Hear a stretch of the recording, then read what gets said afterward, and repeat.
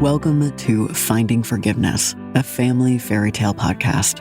Join host Susan Gibson as she summons the courage to ask the hard questions, probes deep, dark secrets, and attempts to fill in the gaps while exploring the relationship between her and her mother. Discover the magic of self-discovery, relationship exploration, and the profound journey of forgiveness. Now, your host, Susan Gibson.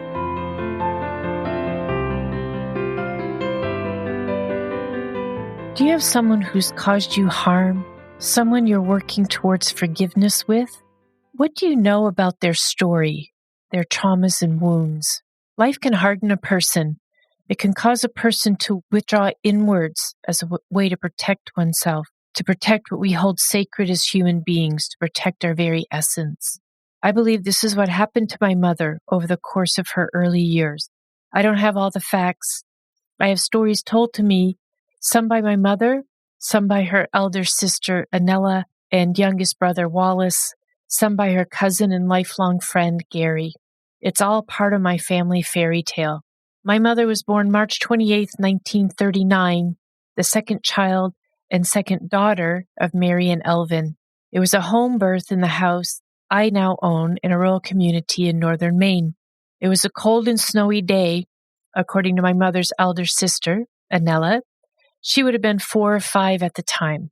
This was not a typical birth. My grandmother, Mary, went to a home for pregnant women for the birth of her first child and for the births of her third and fourth children, both of whom were boys. The home that she went to provided midwives and medical care if needed. Mom's life started out different than the others. Because of the cold and snow, the doctor midwife wasn't there for the birth. My grandmother and grandfather were concerned for little Alice's survival. That's my mother, because it was so cold. Anella remembers them swaddling little Alice up in blankets, putting her in a basket or a bassinet, and placing the bassinet on the open door of the oven for warmth.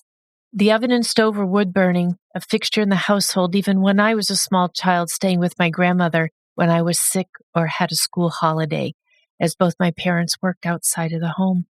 Mom survived, but there was a fight for survival from the start, and a fear for her survival passed to her from her mother and father and her grandmother, who lived with the family as well. Who was this family she was being born into? Both sides of the family had been in this rural community in northern Maine, the little town of Parham, for generations. Each family had found their way there in the mid to late 1800s. True pioneering spirit. My grandmother, Mary, was one of 9 children, 7 girls and 2 boys. My grandfather, Elvin, one of 3 children with 2 sisters. My grandfather was friends with one of my grandmother's brothers. That's how they met. Mom liked to say, Daddy had the pick of those 7 girls, and he picked Mom. They married young, as most people did in those days. However, my grandmother had graduated from high school, the first girl in her family to do so. My grandfather had the land and the house, or at least his family did at the time of their marriage. Their new family of the 2 of them lived with his parents, knowing that the land and house would be his one day.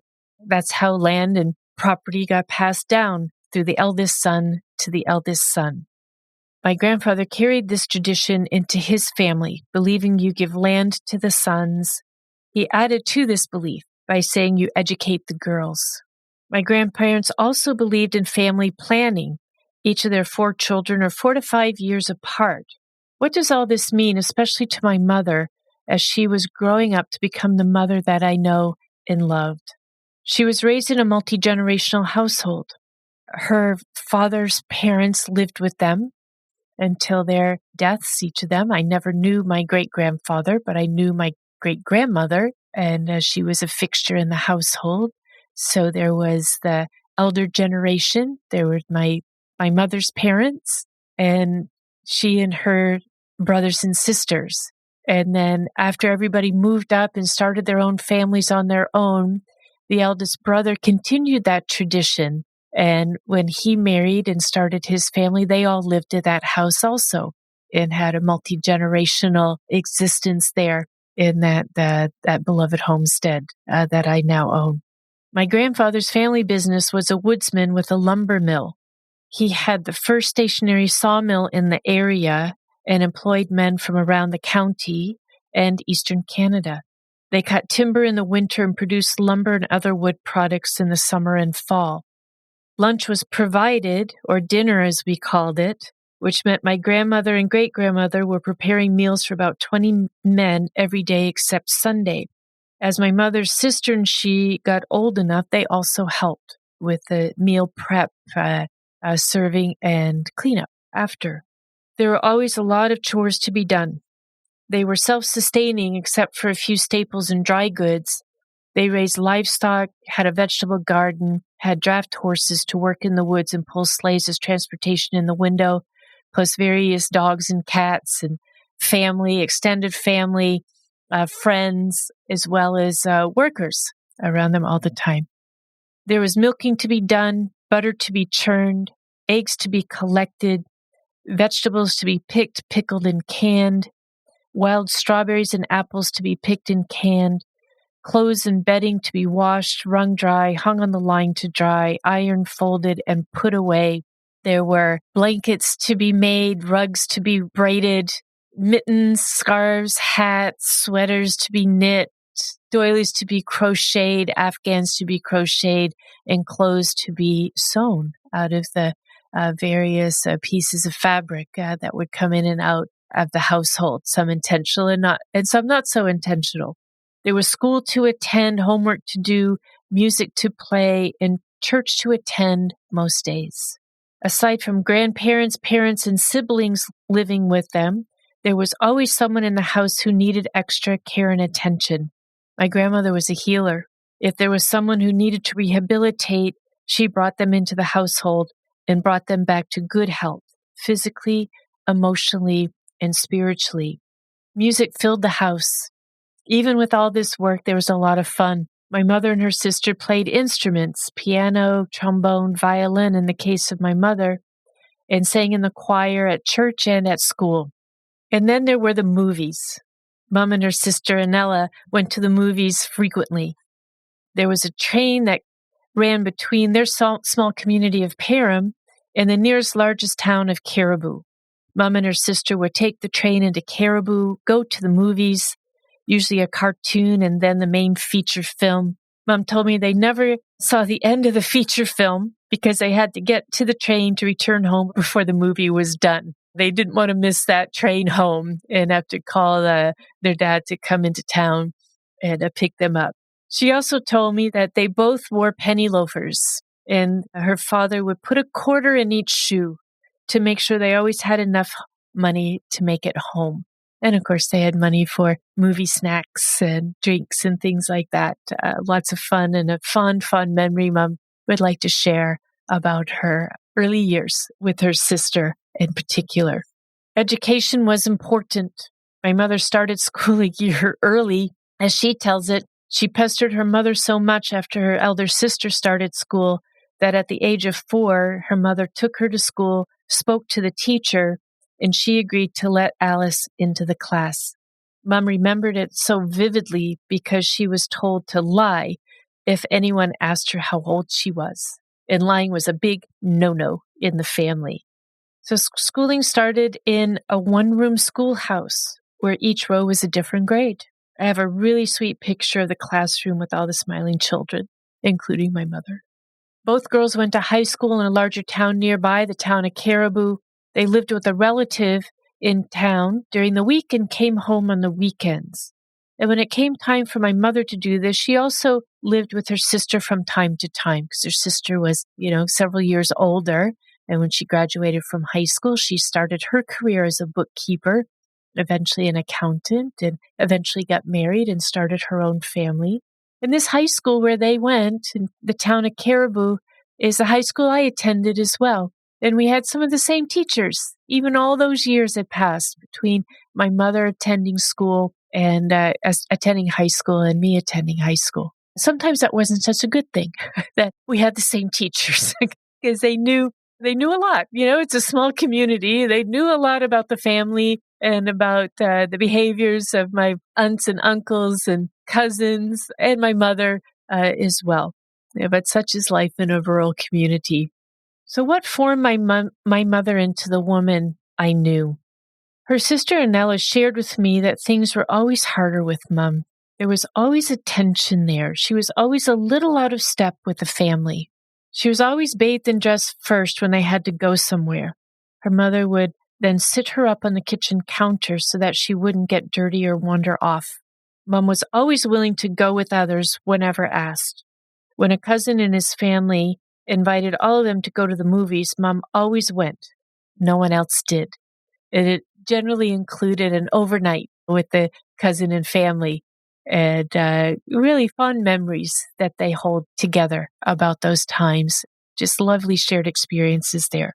When her grandmother, my great-grandmother, took a job taking care of an elderly man in his house in a town several hours away, Mum would spend a few weeks in the summer with her. Nobody else in the family would do that. When a family friend and her husband invited the kids to spend time with them over the summer, again in a town a few hours away, Mum always went. They established a very close relationship. I knew that family well as well, and that relationship continued until they died late in their life. When Mum got old enough to stay home by herself, she did so whenever the family went for a drive through the woods or went fishing together. Mum was never much into the great outdoors. She was much more loving the home, loving the city, loving the adventure that a city brings and the travel that's needed to visit cities. The great outdoors was just never really her thing, even though she was surrounded by incredible wilderness growing up. Then something happened to her. When she was in high school, she suffered a nervous breakdown. I only have fragments of this story from my mother and from her youngest brother. He would have been 6 or so at the time, so just a little boy. Mom told me that one day at school, everything went dark. She couldn't recognize anything or anyone. Her best friend helped her, and somehow she made it back home. She described it as being in a black hole, and that she knew what it was like to crawl out of a black hole. Her brother said that when she got home, Mom was lying on the bed and couldn't stop shaking. The doctor came and told them she had had a nervous breakdown. Everyone attributed to doing too much at school. The music, the bands, the choir, the orchestra, civic organizations, as well as excelling as a student was just too much. Mom stayed home for the rest of the school year. And that's all I know about it. A family secret that no one talked about. I don't know how much school was missed or how Mom crawled out of the black hole. What I do know is that she continued school in the next term and she eventually graduated with her class. The only other piece of a puzzle that I know, and I don't know if it's part of this puzzle or another one, or not one at all. It's when she was at the end of her life in hospice care. She had some kind of a flashback. It was triggered by a male nurse, so the medical staff told me that this is quite common due to the heavy meds that my mother was on, that flashbacks and hallucinations. And actually the palliative care doctor told me that the hallucinations that she experienced and would experience on this heavy medication were generally based in memories, but they looked like hallucinations. And that's what this one looked like. My mother scrunched herself up into as small a ball as possible on the bed, and she was not mobile. She did not have the mobility of one arm and 2 legs at this time. She couldn't move them. So with great difficulty, she made herself as small as possible and started yelling, "Mr. P, you're not supposed to be here. I'm home alone." She yelled it for a couple of times and then relaxed, and everyone went back to their duties of taking care of her. I was on high alert, as I was during this time, very intense period of time, the last few days of my mother's life. I asked her cousin and lifelong friend if he knew anything about an incident that Mom may have had with a Mr. P. The name is a family name in the rural community where my mother and I were born and raised. There are family ancestors with that name buried in the community cemetery. I looked when we buried her in August of 2022. She passed away in September of 2021. Nothing came to his mind regarding my mother, though he thought there was a teacher by that name at some point. It was a topic that I explored with my therapist as well. This was after my mother had died. So anybody who would have been part of that incident were long gone by then, except for her youngest brother, Wallace, who filled me in about the shaking that he witnessed of my mother at the time of this quote-unquote nervous breakdown. There was no therapy offered, nothing outside of the family offered for support at that time. And so that whatever triggered that, and who knows what triggered that, it could have been some kind of physical assault or abuse. It could have been nerves, anxiety, tension, stress. I mean, we know teenagers carry a lot of stress and anxiety and depression in their daily lives, but it was never talked about. It was never exposed outside of those who knew. And a lot of people knew because it did happen at school and it was a public incident when it happened, but nobody ever talked about it or said anything more about it. And my mother's beginnings end here. From here, she started her career as a bookkeeper, then an accountant. She married my father and became my mother. What I've learned from my own life experience is that trauma creates a wound. And when that wound goes untended, it doesn't heal. As painful as it is to expose the wound, we need to do so in order to heal. And what I've learned, again, from my life experience is that we need to seek help outside of the family. Our families can provide great comfort and support to us, and they live the story with us. However, it's not always enough. We need help from outside of the family unit, and we need to talk about the trauma that we've experienced in our life and the wounds that were caused by that trauma, the wounds that we carry with us. Only by talking about them can we start to heal. And whether it's talking to a therapist in a confidential setting or sharing stories with others, such as I'm doing with you, we need to bring these events, not only the happy times, but also the hard times. We need to bring them into the light, share them with each other. Even within the family, share them. It is a source of healing. We don't always acknowledge and appreciate. Instead, we push it deep down inside of us as that protection of oneself, right? And then the hard shell forms around the outside. When I look at my mother's life, what I know about it, her wounds were untended, and she carried those open wounds with her until she died. This wound of the nervous breakdown in high school, the wound of losing her first child shortly after childbirth, and other wounds throughout her adult life. She carried those with her till she died. There's a song that whenever I hear it, it makes me cry. And I think of my mother. That song is I Am Woman by Helen Reddy. Yes, I am wise, but it's wisdom born of pain. Yes, I've paid the price, but look how much I've gained. If I have to, I can do anything. I am strong. I am invincible. I am woman. I love you, Mom. When you're moving towards that act of forgiveness with another person, a person who's done us harm, right, who has created at least one act of trauma that has caused a wound deep inside of us, we need to try to understand where that person is coming from, empathize with that person, learn their story, learn their traumas and wounds. It's very difficult. It's very difficult. Even telling this story as I know it, this fairy tale of my mother's beginning, it's very hard to see her in those situations. And like I say, not only the fun and happy times, but the traumas and the wounds that came from that. It's very difficult, very difficult. I feel her wounding immensely. And I do believe it formed something in her that created that protective shell that then caused a trauma between the two of us when I was born, and the wound that was caused by that trauma. If you'd like help in getting started, understanding somebody else's story, their traumas and their wounds, I'm here to support you. Anything I can do to help. You can email me at hellosusan@findingforgivenesspodcast.com to start our conversation.